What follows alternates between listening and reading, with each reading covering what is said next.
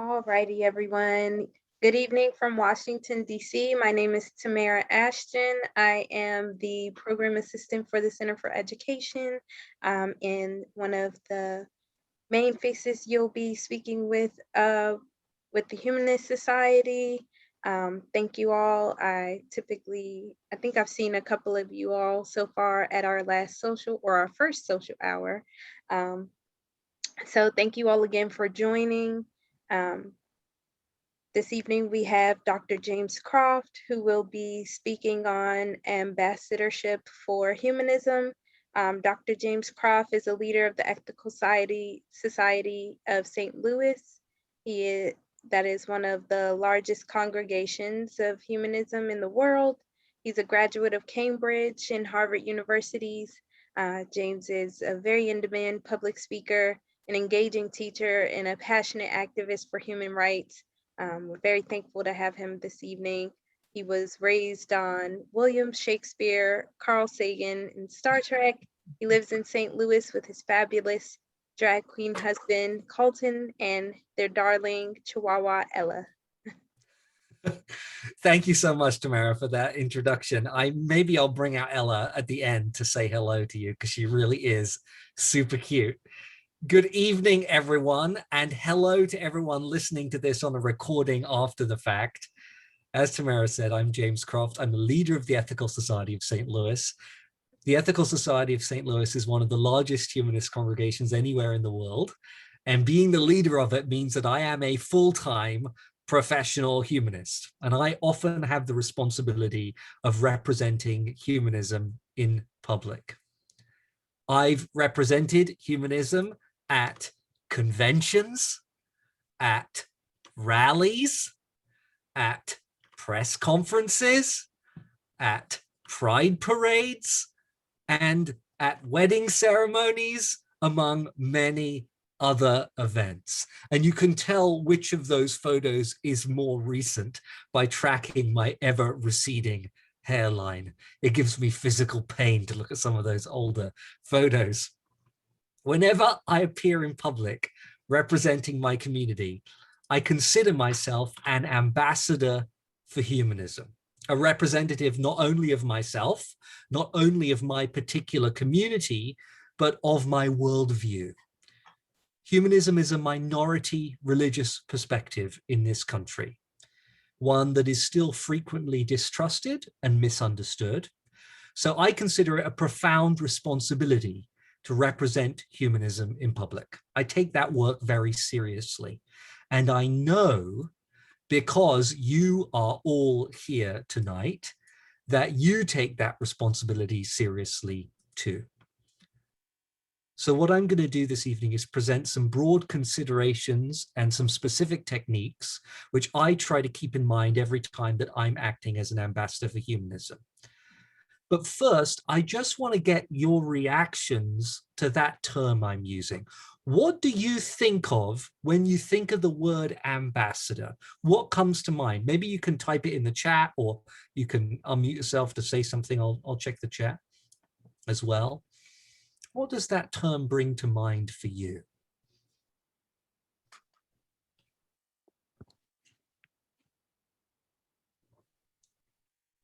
Laura says representing humanist values and perspectives. Eric says representative, face of an organization, a connector. I like that. So Anita says representative, a model. Lots of people saying representative. Educating others about humanism, living my values, says Louise. A representative of one community to another, says Hank. Nina says living humanism publicly, willing to educate if asked. These are all great things. Thank you for sharing them. And hopefully the techniques that I offer today will be relevant to you whenever you represent humanism in public, whether it's as a chaplain, as a public speaker, as a celebrant, in whatever capacity you represent humanism to other communities. Now, for my part, I being, as you heard in my introduction, a huge Star Trek nerd, when I think of the word ambassador, I always think of Jean-Luc Picard Now, some of you less nerdy than I am might not know this, but in the comic books, after leaving Starfleet, Picard becomes the ambassador of the Federation to Vulcan, the planet where Spock is from. So I always think of Jean-Luc Picard when I'm representing humanism. Why? Because for me, he embodies many of the principles I'm going to talk about today. And in fact, this is going to be a heavily Star Trek themed presentation. So if you don't like Star Trek, you might as well leave now. I'm sorry. There's going to be nothing for you. I even think to myself, whenever I make a public presentation, what would Picard do? Because I think he's an excellent model of a lot of the principles that I'm going to talk to you about this evening. What are those principles?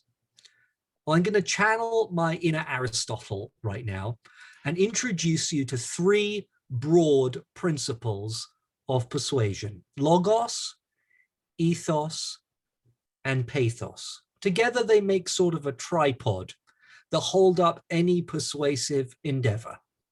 What do these old Greek terms mean? Well, logos is your message, the rational part of your argument, represented here by Mr. Spock. It's your rational argument, the statistics and data that you offer in favor of your case. The ethos is the messenger, your credibility and authority, how likable you are, represented here by the incredibly authoritative and likable Lieutenant Uhura. And then finally, pathos is your connection emotionally with the audience, the emotional appeals you make, and the personal connections you make with other people, represented by the sexy version of Captain Kirk. So logos, ethos, pathos. And ideally, when you're an effective representation for a representative for a worldview or a set of ideas, you should be hitting the middle of this Venn diagram and using all of those techniques. You should have a really compelling rational argument. You should be a credible, authoritative, and likable presenter. And you should be connecting emotionally with your audience. And if you do all those three things, you will be an effective ambassador for humanism. I have to admit that in my experience, the humanist community isn't always very good at this. I think we tend to focus a little too much on logos, on the rational argument and data, and too little on pathos and ethos. And that can lead our Venn diagram to look something like this. It's kind of unbalanced, and that makes it more difficult to be effective ambassadors for humanism.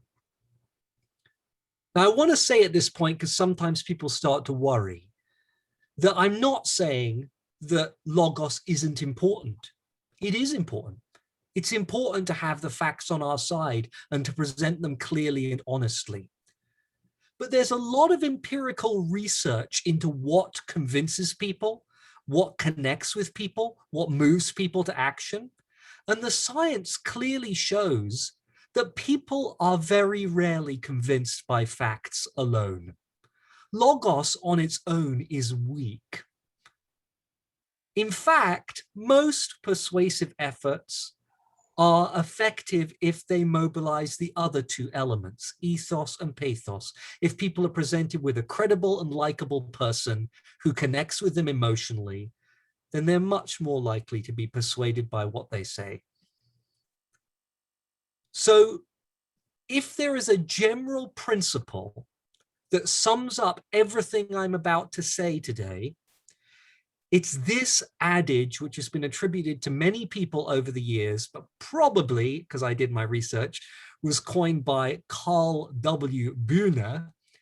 They may forget what you said, but they will never forget how you made them feel. Yes, it's cheesy. It's a corny saying that people say, but it is also true.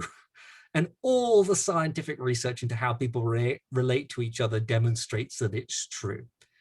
Your primary job, I want to suggest, as an ambassador for humanism, is to make people feel good about their interaction with you. And that's especially important given the climate of mistrust and misunderstanding in which we often work.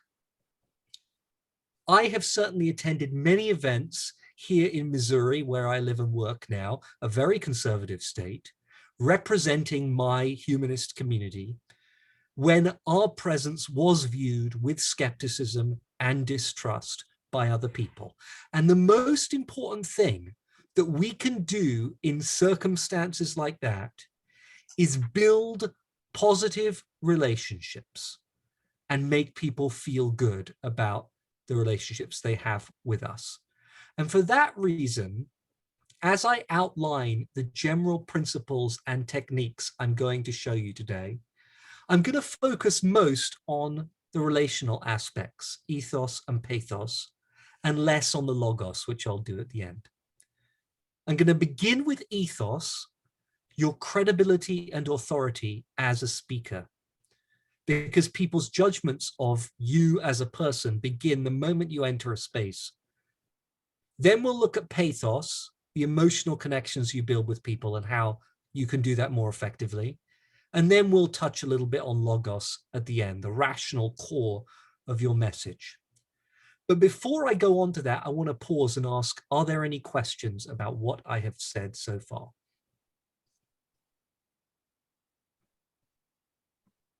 I'm looking in the chat. I'm looking for people waving their hands frantically. Okay, I don't see any questions yet. If a question comes up, feel free to type it in the chat and I'll see if I can address it as we go along. Okay. First things first.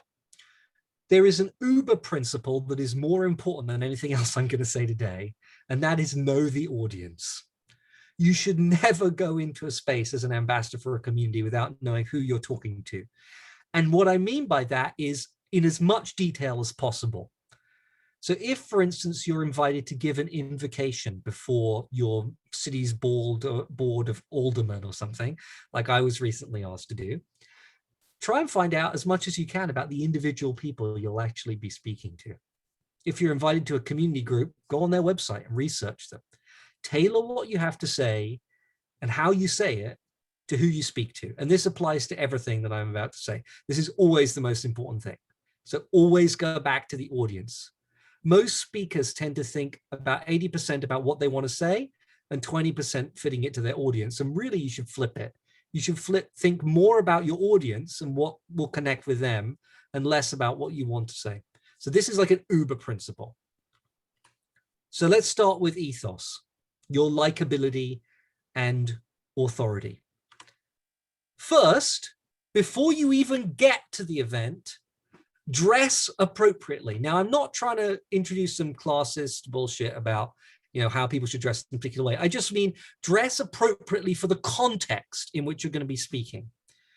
I recently went out for a press conference hosted by the Archdiocese of St. Louis, which is unusual that we're on the same side of an issue, but we were speaking against a bill that would allow people to bring concealed guns into churches, including our congregation. And so on this occasion, we were on the same side. And I hadn't been outside to a public event in 14 months because of COVID. And so I dressed in like jeans and a shirt, and I turned up at the event and everyone else was in a suit and tie. And I felt a little out of place, and I looked a little out of place, honestly, in the photographs. And that matters. People notice that sort of thing. It shouldn't matter. I wish we lived in a world where it didn't matter, but it does matter. So before you go to these events, because it affects people's judgment of your credibility, your authority, your likability, think about what you wear. It doesn't have to be the same thing. Mahatma Gandhi is wearing this robe, which is going to be appropriate in some circumstances. And, Margaret Thatcher is wearing this suit, and that's going to be appropriate in different circumstances, but just give some thought to it because it affects immediately how you're seen by the people when you go into the space. Okay, next, think about how you treat people. This is a little clip of a debate about intelligent design. I'm doing some research into it because I've got a debate of my own coming up next week. And I watched some of this debate, and it was some of the most egregious examples of atheists being assholes I've ever seen in my life. So I'm going to show you a little clip, and I want you to pay attention to this guy, not to call you out, Phil. I don't know who you are, but this is online, so, it's already out there. Just pay attention to this guy and how he engages with his interlocutors here. If you make up the pattern, of course it fits the pattern. It's like the rule of fives. The higher I look into the rule of fives, the more I see the rule of fives. The rule of fives is always true. All numbers derive from or in some say associated with the number 5. Okay, so here's an actual bioscience. All numbers. Here's an actual article. Okay, crystallographic structures of the turbine C ring from spinach, chloroplast, and FATP synthase. So, do you guys want to actually read through an actual scientific article? Where is the little logo from whoever made the turbine? Is it Yahweh Industries? I'm irritated because look, man, this is a phone. The glass was made somewhere. The battery was made somewhere, and they all have logos of where they were made. So where's the turbine's logo for where the turbine was made? Let me help you guys. Let me help you understand. Please don't. I completely understand. I swear you're going to say the same thing again. Hold on a second. Here's the point. What's a turbine? A thing we invented. Like a flat earther denying reality. It goes on like this for like 2.5 hours, right? Don't be that guy. Like, I know that it can be incredibly frustrating when we come up with ideas that we think are wrong or stupid or harmful, but it does no good to our cause to talk over people, to be aggressive, to be rude, to use body language that suggests you really can't stand what they're saying. People pick up on this stuff. So think about how you act and treat people with respect, because if you're seen as a representative for your worldview, you don't want them to have a bad experience with you. And I've seen so many, including really famous representatives of our community, act abominably towards people who don't share our values. And it doesn't help. It doesn't work as a persuasive strategy. So even if it wasn't, I think, morally objectionable, it's strategically bad. So just think about how you act. And what I mean is, use a positive tone when you speak to people. Smile a lot. Use humor to make tense conversations less tense. Try and find similarities and areas of agreement with your audience, even if you disagree with them. Be respectful, because if they like you, they're more likely to listen to you. Kermit is likable. That's my assumption. That's why Kermit's on the slide. But also be authoritative. You don't have to be a pushover. The image that I like is the steel hand in a velvet glove. You can be firm in defense of our values. I'm often speaking out against something that we don't think should happen because it's anti-humanistic in some way. And in those instances, it's okay to be firm and clear about what we disagree with. And you can leverage your authority in lots of ways. If you have a qualification that's relevant, like Dr. Eric has, make sure that you get introduced as Dr. Eric, use those things. We have a bit of a challenge in the humanist community that, unlike many of our religious colleagues, we don't have clothes that we can wear. I'm often at interfaith events where I'm the only one who doesn't have a cool robe or a stole or a fancy hat or something like that. We don't have a symbol that can demonstrate authority immediately like that. But we can harness whatever symbols we have, like our qualifications. And if we don't have one, we can use sources that do have qualifications. So we can quote and cite them. Their authority will rub off onto us. So before I move on to pathos, any questions about that? Yes, Ron, you should wear a flying spaghetti monster colander. That will immediately give you tons of authority. Can you imagine the authority you'd gain in a space if you did that? Okay, not seeing any questions. That's the ethos part. That's just a couple of principles to keep in mind when you're trying to demonstrate that you're a likable and credible messenger. That kind of gets your foot in the door. Then you need to make emotional connections with people. And this is the part where I feel like people often struggle. They worry maybe it's manipulative, but I'm going to tell you it's not. And I'll tell you why it's not in a second. Human beings are emotional creatures. the word emotion and the word motivation have the same root for a reason. It's because it's our emotions that drive us to act. We don't just dispassionately examine different options and weigh them up, pluses, minuses, and then come to a decision. We're moved to act by something that connects with us emotionally. And therefore, when you're representing humanism, if you want people to remember you, if you want people to care about what you have to say, you have to connect with them emotionally in that circumstance too. And I'm going to suggest 3 ways you can do that. The first way is tell stories. Don't give elevator speeches. I cannot tell you how many times I have been to the workshop, develop your elevator speech about humanism. I want to kill that idea of the elevator speech tonight. Do not give the 15-word definition of humanism on the AHA's website. It doesn't connect with anyone. Tell them a story about how humanism has affected your life or the life of someone you know, how you got into it, what it means to you, right? Tell stories. Don't give descriptions of things. Don't give arcane, abstract, philosophical definitions. Why? Because values are conveyed through stories. That's the main way that human beings convey our values to each other. Through all religions, all cultures, we pass down our values through storytelling. So harness that, tell stories, and I'll give you an example at the end of me trying to do that.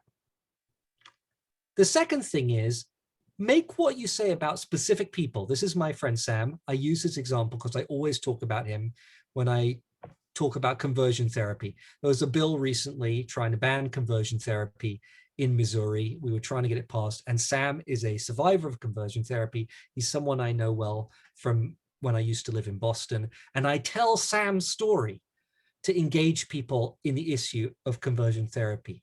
It's easy to make the things we talk about abstract, but people connect with them when they're about individuals, real human beings.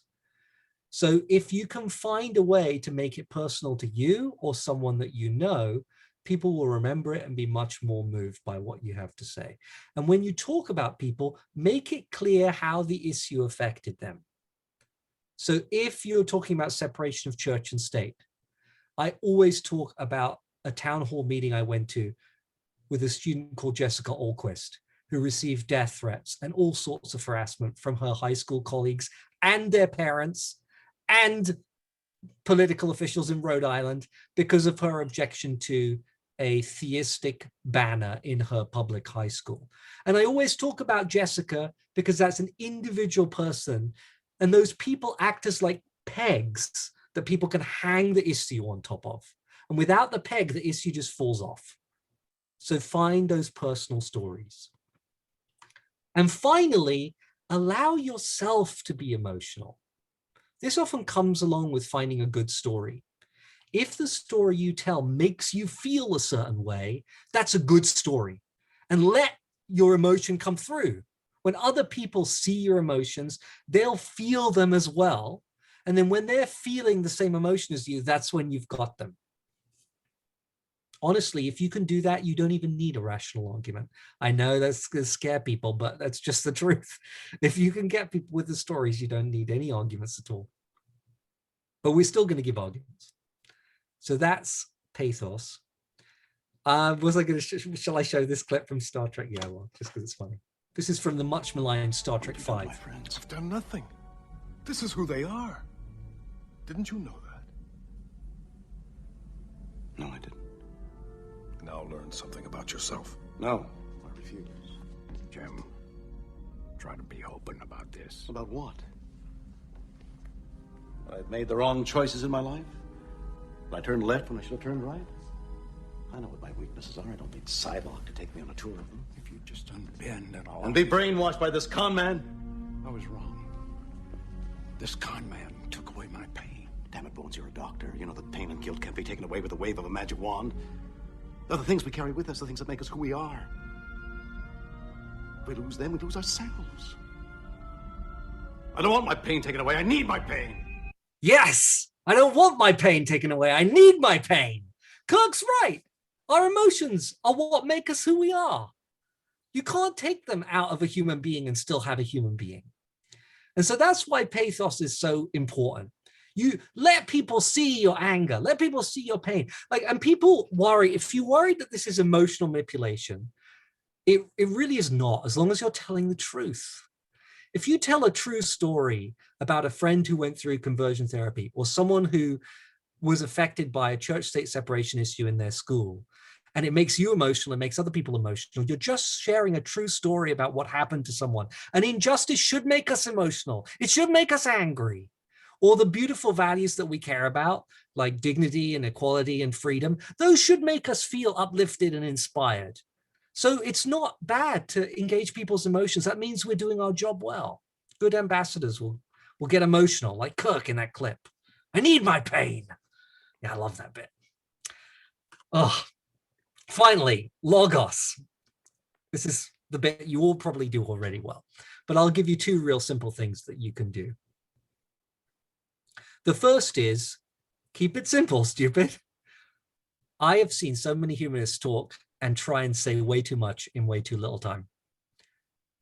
Please don't do that. Like, really get a sense of how much you're capable of conveying in a short period of time. Do not do the thing of failing to time what you have to say and then having to rush to finish it, or just speaking extra fast so you can get through it. If you've got 3 minutes, stick to 3 minutes and be really brutal with yourself and cut out the stuff you don't need. It's amazing how much you can say in 3 minutes. A good way to do this is write out a single sentence summarizing your point. And that's not a single sentence with multiple subordinate clauses in parentheses and commas, et cetera, et cetera. I know how you think, right? It is a single clause sentence. This is the point of what I want to say, right? And then break that out into 3 separate central points, no more than 3. There's a ton of really good psychological research that shows that recall drops off dramatically after 3. So 3 central points. And then, this is one of my favorite little techniques. If you ever want to share a statistic, always accompany it with a story that illustrates the human side of the statistic. So I could hardly say that. So if you want to say this many people are thrown out of their homes when they tell their parents that they're non-religious or something like that. Like, that statistic is interesting, but it's not moving. What you want to do is tell a story of an individual who that happened to, and then say, after you've engaged them emotionally with the story, there are X million people like that person in America. So you tell the story, you reel them in with the emotion, and then you broaden out with the statistic that shows how big a problem it is. Story plus statistic. Real good little technique. If you can practice that, it's really effective. So that's the whole set of things. Now, what I'm going to do is I'm going to show you an example of me trying to be an ambassador for humanism. And you can critique it and see if you think I did a good job using some of the principles, and then we'll have plenty of time to take any questions that you have. So this was the first time that the City of St. Louis Board of Aldermen invited a humanist to give an invocation. I don't think they really understood what a humanist was. So I think I kind of snuck in under the radar, but hopefully they know now after what I said. So here is what I said. Quorum being present, we will be led today in prayer by James Croft, of the Outreach Director of the Ethical Society of St. Louis. Good morning, and thank you to Alderman Reed for asking me to join you this morning. It seems appropriate that on the day you vote about a soccer stadium that you should be addressed by an Englishman. I'm James Croft. I'm clergy at the Ethical Society of St. Louis, and we are a humanist congregation, meaning we don't teach belief in God and we don't pray. So this morning I'm going to give an invocation in the form of a story, and I invite you to sit if that would be more comfortable for you. I moved to St. Louis from Boston in June of 2014, and that was a move out of my comfort zone. but I was following a calling. I wanted to come here to work for the Ethical Society and serve this community. And 2 months after I arrived, Mike Brown was killed, and we all know what happened. I got involved with clergy of many different religions to respond to that, and so began many months of street protests and marches and panel discussions and other things. And because of this work, I was invited to speak at a big community meeting in Chaifetz Arena. Some of you may have been there. It was a whole bunch of clergy on stage talking about what we should do about racism. But halfway through that meeting, young protesters decided that they had heard enough, and they marched up onto the stage chanting, "Let us speak, let us speak." And luckily, Tracy Blackman, who was the MC that night, realized the importance of what was happening and gave over the mic to the young people. And I will never forget, never, there was one girl, 11 years old, baby-faced and hardly tall enough to see over the podium, and she spoke of what she had seen on the streets of this city, her eyes shining with intensity, her face radiant with conviction. She said to the crowd, "I want you to tell me how you really feel." Mike Brown didn't get the chance to say how he felt before he died. It's almost inhuman. What makes humans human is we have feelings.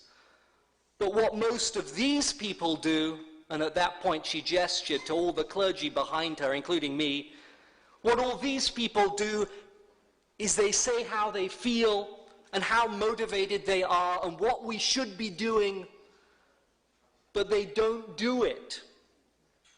And the audience roared.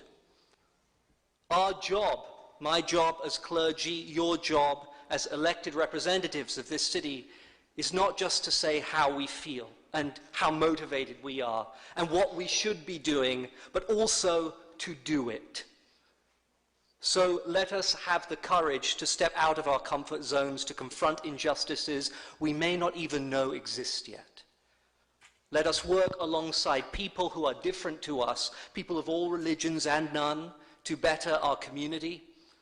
Let us listen to the most marginalized voices and know when to hand over the mic. Let us feel what the communities we represent feel, even when they have no chance to tell us themselves. And let us not just say what should be done. Let us do it. Thank you.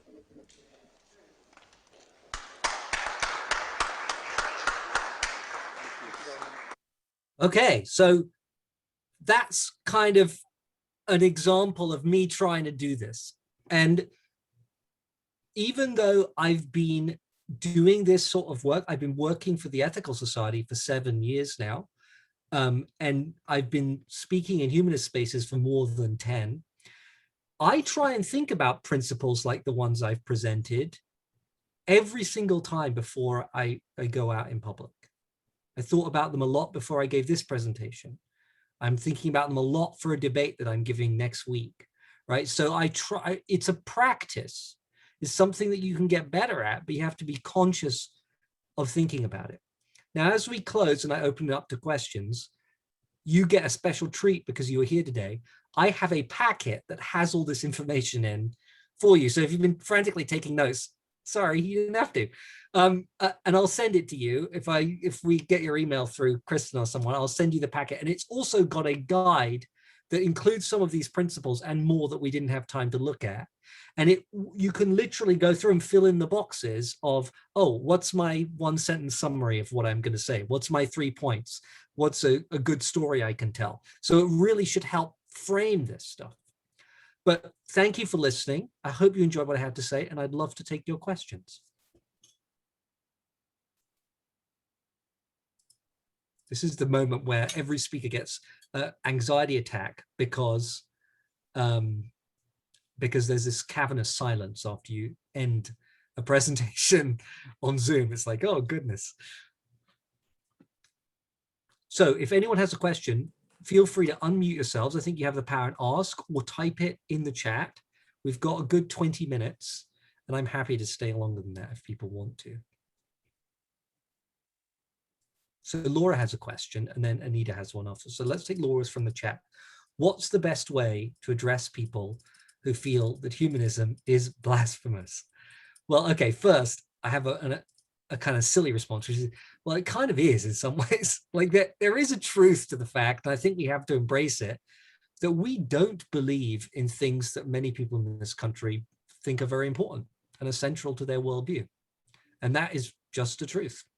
And I think that one of the things that we might be tempted to do is kind of play down the differences between our worldview and some traditional religious worldviews. And I don't think that's fair to our own perspective.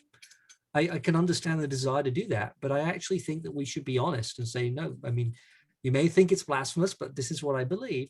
But I think that the best way is to do that relationship building thing that I talked about. Ultimately, it's about building relationships over a period of time so that people can see that you're not a terrible human. So I joined, when I moved to St. Louis, I took over our position on the Interfaith Partnership of Greater St. Louis's cabinet. The cabinet is a representative of a lot of religious communities, representative body of a lot of religious communities around town. And I took on the Ethical Society's seat, which we had had for a long time. And I was a lot more muscular in my interventions than our previous volunteer had been, because I wanted people to know who we are. And there were tensions, you know, people openly asked, why are you here? You know, if you don't believe in God, why are you part of this club? And I had to explain to folks, you know, why we were present, why it made sense for us to be part of that body. But the main thing was just turning up every meeting and engaging in the discussions and building those relationships. So I guess what I'm saying is it's a long time and relationship building and being a positive presence alongside people and showing up for them when they need it. I'll say a little bit more probably about that later. So Anita, you had a question. Yes, and it sort of goes with what you were just talking about, because I'm on the steering committee of our humanist group in Connecticut. We're the largest member paid group in Connecticut. And within our organization, there are lots of different viewpoints on how to present humanism. Yeah. And as I just saw you refer to yourself as clergy, and as a humanist celebrant, I'm also considered, you know, a humanist clergy to officiate. And yet there's a lot of pushback, and even I have sometimes felt, do I want to be part of an interfaith group when I don't believe in a God? And yet, of course, you want to be that, you know, public presence. So how do you bring others within your community to accept that? That's a great question. And there's a lot of, I know that within humanist communities all around the country, there's a lot of tension sometimes within communities about how to communicate what humanism is. And particularly, there are tension points around specific words, right? So there has been for years this question as to whether humanist groups really should be a part of interfaith coalitions, because that word faith is challenging to many of us. And to be clear, I don't use it myself to refer to humanism. I don't think of humanism as a faith, and I don't think of myself as a person of faith. The way that I explain it to people who are skeptical is just that I would rather us have a representative at the table who can be clear about what we do and don't believe than have us defined in our absence by the people who are there. Because they talk about not religious people when they're not present. They have their own ideas and prejudices and concepts, right? Ron says, if you're not at the table, you're on the menu. That's exactly right. And it's better to be at the table. And if that means being part of the interfaith partnership, I've never found that it has made people confused about what I believe. Why? Because I just tell them directly, we don't believe in God, we don't pray.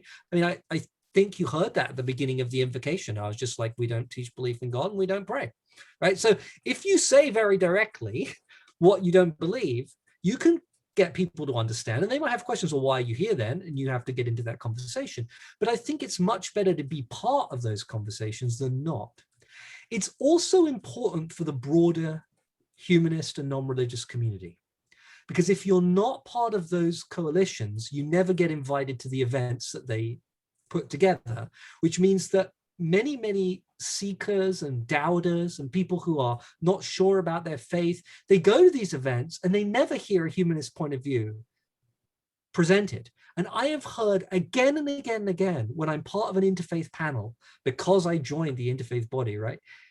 And I give a humanist perspective, people come up, thank you so much for being here. Finally, someone said what I believe. And your outreach is so much more effective if you're part of those things. So I don't think that the terminology matters as much as some people think it does. I think it actually becomes a bit of a shibboleth, and people should kind of chill out a bit. Participate in your community in any way you can. That's my motto. When I moved to St. Louis to take up this work professionally, my kind of guiding principle was I will go to every event, everything, whatever it's called, whatever it's about, and I'll be a representative of my community there. And I think engagement is better than choosing not to engage, because then you just disempower yourself. Okay, so there's a million questions and I'll try and answer them quickly so the question about calling myself clergy and the word religion. So I am the clergy of an ethical humanist congregation. I have a particular role within the humanist movement, which is ethical societies are religious congregations that have humanist beliefs. Not everybody has that specific role. So I just use that term because it's the accurate term to describe my job. So I wouldn't use it if I didn't have this job. So I've over time become much more comfortable with it. I don't really care if people call it a religion or not. That's not the important thing for me. The important thing is the values, the positive values we teach and what we do in the world. If you want to call it a religion, I'm fine with it. If you don't want to call it a religion, I'm fine with it. So I just personally don't put much weight on that language.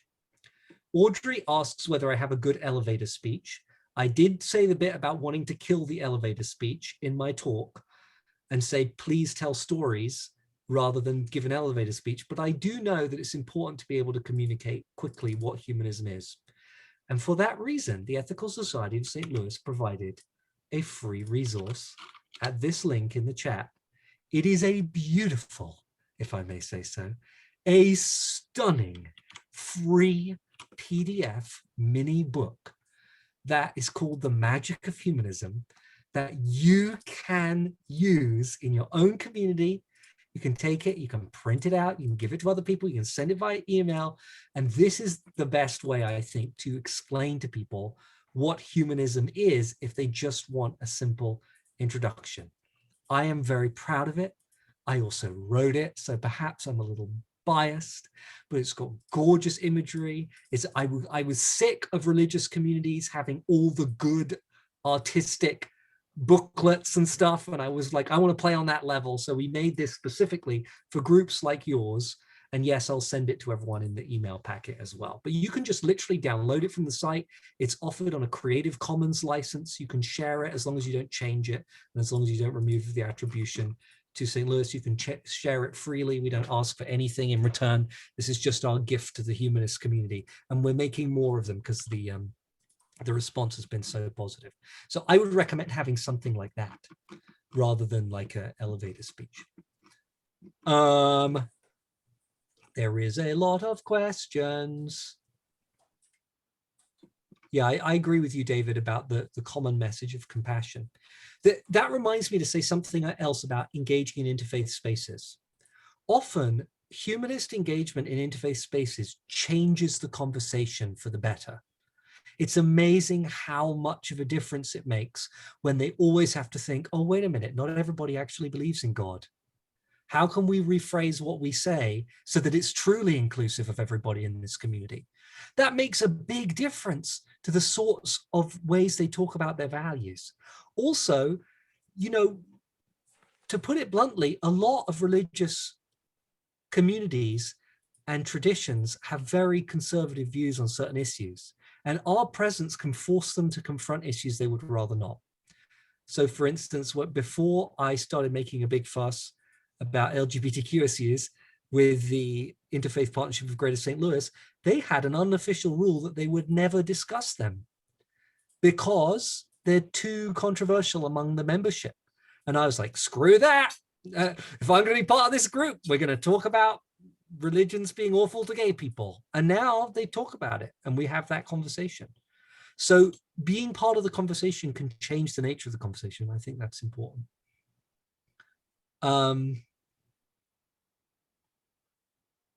So Dr. Eric, you have some nice things to say about my invocation. Thank you. I appreciate it. You wonder about how to address combative, challenging, or even dismissive audiences. How do you respond or manage this, especially in a time of what I see as less civil behavior? Yeah, we live in very uncivil times. And I have to admit that I don't always handle it very well. I once got in a bit of trouble, actually quite recently, when I told the Catholic priest that he was a liar. And we got into a little bit of a shouting match, but he was a liar. I was right, but it wasn't the best representation of these principles. I just got a little bit to my breaking point. The best way to combat combative, challenging, or dismissive audiences is with that combination of steel and velvet that I talked about, right? Steel hand, velvet glove. You have the right to be treated with dignity and respect as a representative of your community. And I'm quite happy to tell people that's a disrespectful question or even a disrespectful tone, and I don't appreciate it. And that actually raises your ethos in the eyes of the audience because it shows you're willing to stand up for yourself. You don't want to be a doormat. You don't have to be nice to people who aren't nice to you. But you should always be kind, right? So you don't respond to combativeness, ideally with combativeness of your own. If you can maintain your composure and be firm and kind in response to a combative or even dismissive audience, your ethos goes through the roof. I mean, it really is better for your message.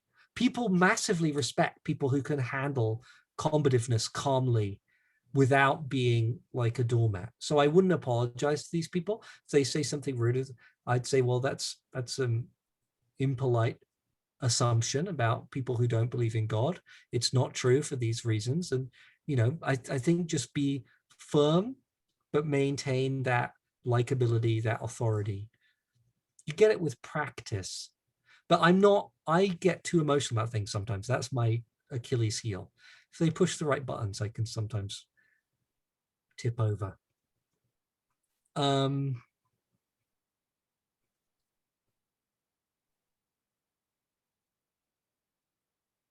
There's lots of discussion about how to say we don't believe in God, right? And I appreciate that there's a lot of philosophical complexity around that topic, and there's lots of different ways we could talk about it.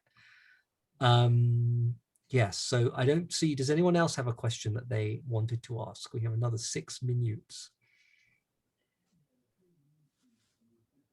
I'm looking for waving hands. People, feel free to unmute yourself. There's not a lot of us on this. Yeah, we can just chat. Yeah, if you want to unmute yourself and not deal with the chat and just have a direct discussion. Sure. So you talk about how you get very emotional and you're very happy on the pathos. And I tend to fall from that logos or calm, compassionate perspective. And I have a difficult time engaging that in a way that is productive, right? So how do we work on that? Because everything comes and you get better with practice. So what would you recommend for people that are more logically oriented, of which many of us are, to work those muscles and exercise those muscles? That's a great question.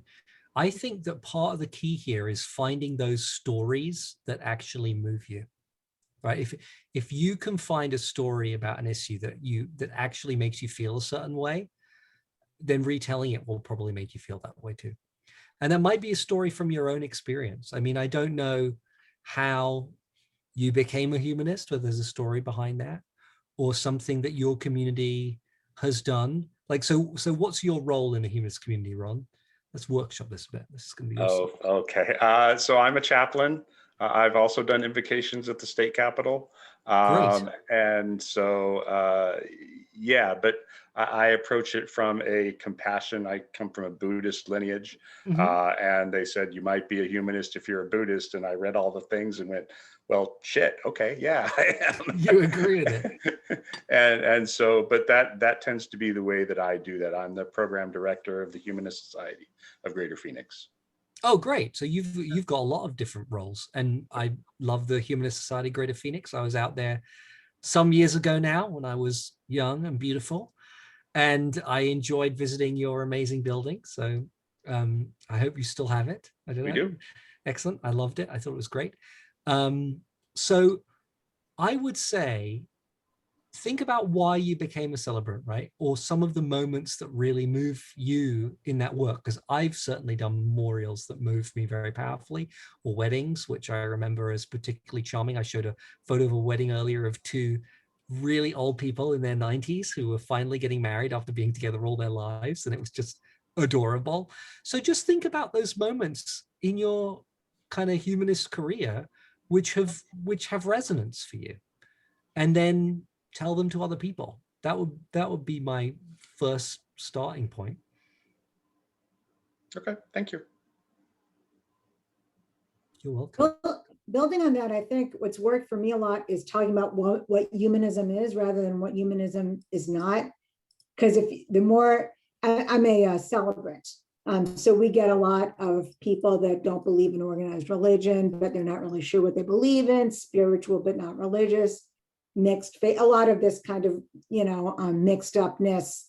So rather than going with the person of the cloth, they contact us. And I think a lot of the messaging that I give is more positive and about some of the really lovely attributes of what we believe in terms of the potential of human beings. And we've talked about it a little bit, supportiveness, gentleness, kindness, not waiting for the afterlife to get paid back for all the good stuff you do. I mean, really participating in life now. And that seems to resonate really well with my couples. I can believe that. I think that's a great approach. And it reminds me to say that all of these principles I've talked about are directly relevant to celebrancy as well. Because when, for instance, you are marrying a couple, you firstly are representing your tradition. You may not know it, but other people have been to a lot of weddings and they may not have been to a humanist one, maybe their first interaction with a humanist, and you are representing that tradition to them. So all these things are still relevant. Your ethos is incredibly important, because you are performing an extremely important, what in a religious tradition would be called a sacrament in a Christian tradition, a rite, a ritual, which transitions people from one time in their life to another time in their life. And that is really emotionally significant for them. So you need to convey the fact that you're an authority up to that task. You need to give a sense. And there's a moment in the wedding ceremony when you do the exchange of rings, and you ask them, you tell them to pull the ring, and I like to put my hand out over the rings, and it's like casting a magic spell, but something emotionally very significant is happening there, and you need to rise to that level of authority that you can hold all that emotional weight. Because if you don't seem big enough for the occasion, then they're not going to really believe it. And then this pathos stuff I find is very key to celebrancy, Because whenever you're dealing with people in a highly emotional situation, whether they're getting married or a family member has died and you are recognizing, remembering, and celebrating their life, you desperately need to make emotional connections then. Not just with the family, but with everybody who is there. You are sort of the receptacle and the nexus of all the emotions in the space. You need to create the emotional tone for the whole gathering. It's a huge emotional responsibility. And so this stuff is stuff that I would use, maybe less the logos part in celebrancy. You're not exactly making a rational case for anything, but the ethos and pathos is just incredibly important in those circumstances.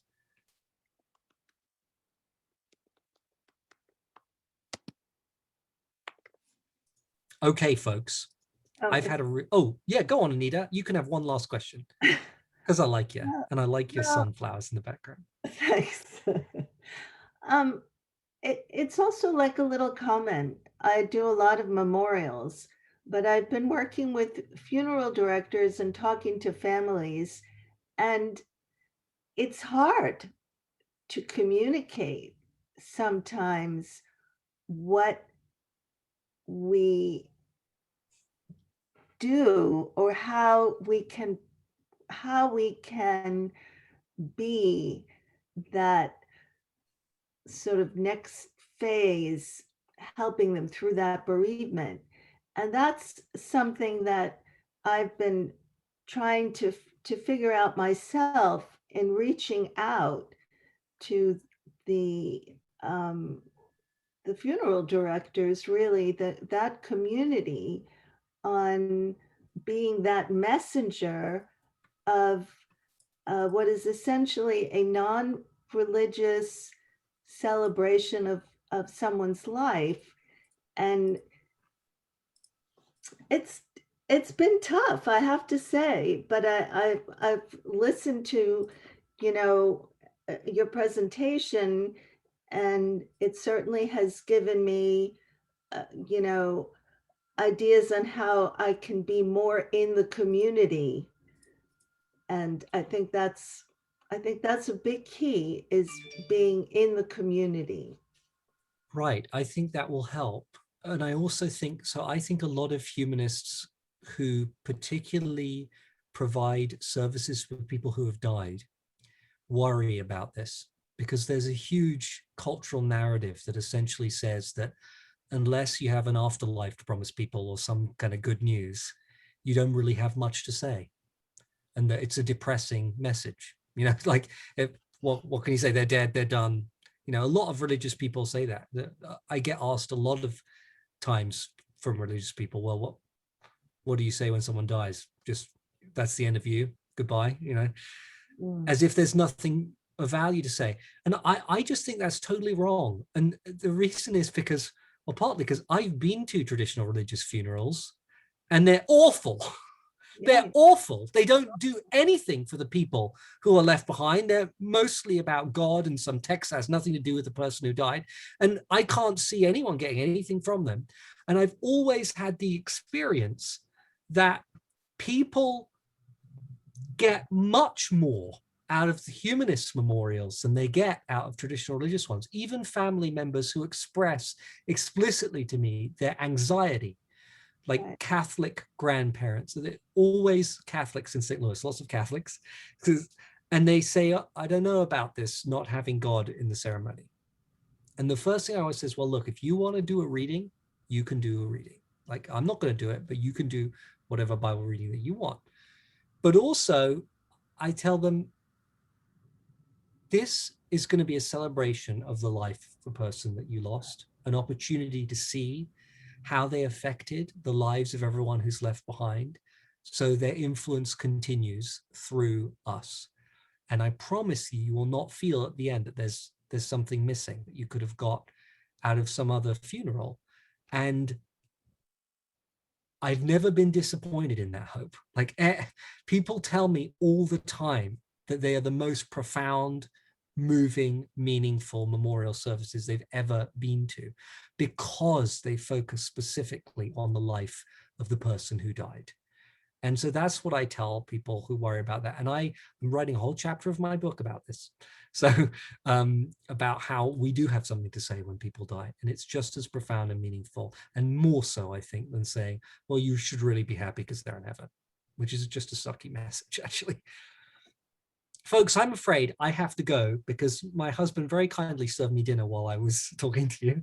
And I have to eat it because otherwise I'll be very disrespectful to him. Thank you so much for joining me. I'll put my email in the chat. You can always reach out to me with any questions, or if you want me to come to your group and do a talk or a workshop or something, or just talk about any of these issues that I've raised.